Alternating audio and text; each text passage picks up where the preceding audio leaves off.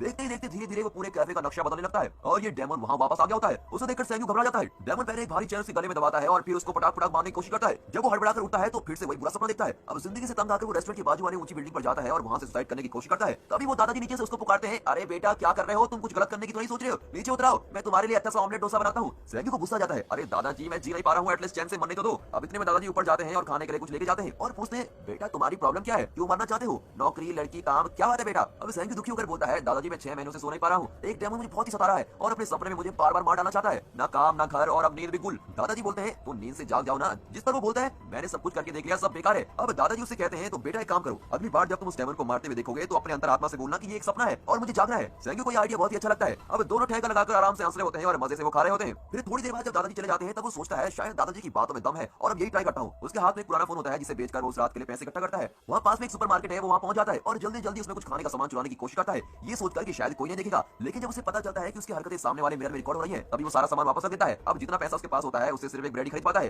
अब बाहर आकर जब वो बेंच पर बैठता है तभी एक लड़की उसके पास आती है। वो लड़की कोई और नहीं, उसकी गर्लफ्रेंड युवा है। उसकी हालत देखकर उसके पास आकर बोलती है, क्या तुम मुझे पहचानते हो, हम बचपन के दोस्त हैं, तुम्हारी हालत इतनी खराब क्यों है, चलो मेरे घर चलते हैं, पहले कुछ खाना खाते हैं। ऐसा कहकर वो उसके कंधे पर हाथ रखती है। सैंग्यू कुछ समय के लिए खुश हो जाता है, लेकिन देखते देखते वो लड़की डेमन में कन्वर्ट हो जाती है, उसे जमीन से उठाकर मारने की कोशिश करता है। अब रेस्टोरेंट के अंदर जो लड़की कैश काउंटर में होती है वो डर के मारे एम्बुलेंस को फोन कर देती है, क्योंकि उसको लगता है कि सैंग्यू को अटैक हो गया है। लेकिन जब वो आसमान पर उसको उड़ते हुए देखती है तो वो घबरा जाती है। यहाँ सैंग्यू को तब दादाजी की बात याद आती है कि वो अपने आप से बोले कि ये मेरा वहम है, मैं सपने में हूँ और मुझे जागना है। ऐसा कहते ही वो डेमन उसको जोर से फेंक देता है और चाकू से उसके सीने में प्रहार करता है और सीधे ग्लास को तोड़ते हुए दुकान में जा गिरता है। जब वो आंखें खोलता है तो वो डेमन की चाकू उसके हाथों में होती है और उसे ऐसा फील होता है जैसे कि उसने संघर्ष और मुश्किलों के बाद एक नई जिंदगी पाली है। थोड़ी देर तक तो उसे समझ नहीं आता कि ये सपना है या हकीकत। अब जल्दी से वो एक म्यूजियम में जाता है और उस चाकू को बेचने की कोशिश करता है। म्यूजियम ओनर से वो कहता है कि मैं इसके 20,000 लूंगा, जिस पर ओनर कहता है कि मैं तो 5,000 ऑफर कर सकता हूँ। फिर बाद में नेगोशिएट करके उसको 10,000 मिल जाती है और वो बहुत ही खुश हो जाता है और खुशी के मारे वो सबसे पहले एक महंगे होटल में रूम बुक करता है और तरह तरह के खाने का ऑर्डर करता है और मस्त खाता है। फिर नहा धोकर अपने कंधे से उंगलियों को ठीक करता है और शेव करने के बाद तो जैसे उसकी पर्सनैलिटी बदल जाती है, वो एक ही रात में गरीब से अमीर बन जाता है। अब जैसे कि उसको सोने की बीमारी होती है, इसलिए वो स्लीपिंग टैबलेट लेके सोने की कोशिश करता है। जैसे वो सोने की कोशिश करता है, कुछ टक टक की आवाज उसे सुनाई देती है और वो जाग जाता है। जब वो बाहर देखने आता है कि कौन है तो उसके रूम का दरवाजा अपने आप बंद हो जाता है। फिर अंदर से डोर टूटते हुए वो डेमन बाहर निकलता है और हमारे सैंग्यू को एक बड़ी कुल्हाड़ी से मारने लगता है। सैंग्यू बहुत कोशिश करता है अपने आप को बचाने की, लेकिन उस डेमन के प्रहार से वो बच नहीं पाता।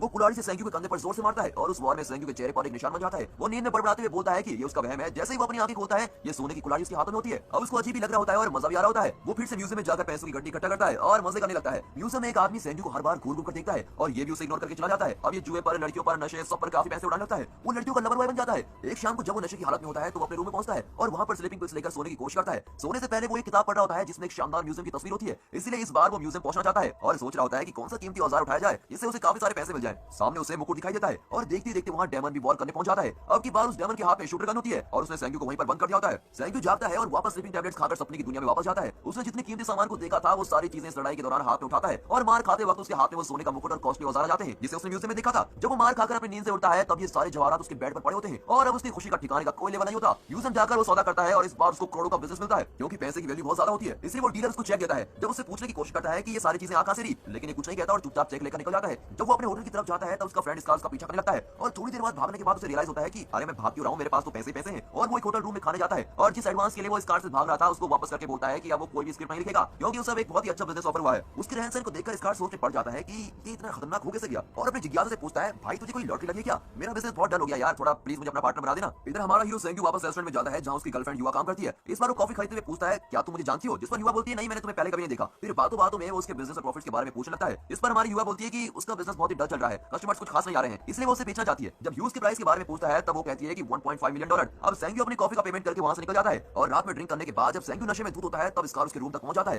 फिर स्कार उसके रूम की तलाशी लेता है और जब उसे बहुत सारा पैसा दिखता है तब उसकी आंखें फटी रह जाती हैं। उस बेचारे को ये नहीं मालूम होता है कि सैंग्यू के सपनों की दुनिया तो बहुत ही खतरनाक है। इस बार वो एक ज्वेलरी शॉप में जाकर बहुत सारी ज्वेलरीज उठाकर लेके आता है और स्कार ये सब देखकर अपने आप को उसके हवाले सेंटर करता है और बोलता है कि मुझे अपना असिस्टेंट बना दो। सैंग्यू अगली सुबह वापस युवा के रेस्टोरेंट में जाता है और इस बार वो 1.5 मिलियन के साथ लेके जाता है और युवा को देखकर बोलता है कि दुकान किसी को बेचो, प्रॉफिट हुआ तो 50-50 शेयर करेंगे और लॉस हुआ तो पूरी जिम्मेदारी मेरी। और ऐसा कहकर वो वापस आ जाता है और युवी उससे काफी इंप्रेस हो जाती है। फिर वो युवा को लेकर एक पार्टी में जाता है जहां युवा उसे ओपनली पूछती है कि उसकी हेल्प करने का क्या मकसद है। अब सैंग्यू के अंदाज से वो समझ जाती है कि वो मुझे पसंद करने लगा है। स्कार और सैंग्यू का लाइफस्टाइल अब बहुत ही अलग हो जाता है। स्कार अब एक रूम बॉय बन जाता है और बहुत सारे सूटकेस रेडी करता है ताकि पैसे कलेक्ट कर सके। इस बार हमारा सैंग्यू बैंक के सेफ्टी लॉकर में जाकर देखता है और वहां के नोटों के ढेर को भर भर के बैग में डालता है। जब इस बार डेमन अटैक करता है तब वो उसे वापस मारता है और अब वो अपने सपने पर कंट्रोल पा लेता है और उस डेमन को वहीं शेल्फ के बीच में लॉक कर देता है। अब तो ऐसा लग रहा होता है जैसे सारी ड्रीम्स का क्रिएटर सैंग्यू है। देखते ही नोटों के बैग उड़कर सैंग्यू के हाथ में आ जाते हैं और वो रियलिटी लाइफ में वापस आता है। यहाँ स्कार कोशिश करता है कि क्या सैंग्यू की शक्तियां उसके पास भी हैं, लेकिन उसे कुछ नहीं हासिल होता। जब वो नींद में बड़बड़ाता है तब सैंग्यू उस नोटों के बैग कर उसकी गोद में डाल देता है। अब अगले दिन युवा के रेस्टोरेंट में काफी कस्टमर आ जाते हैं। इसके पीछे भी सैंग्यू का हाथ होता है। वो बाहर सभी को रिश्वत देकर कहता है कि उस रेस्टोरेंट में जाओ और वहां फूड ऑर्डर करो। इतना ही नहीं, उसने दादाजी के बैग में भी नोटों की कंट्री भरी हुई होती है,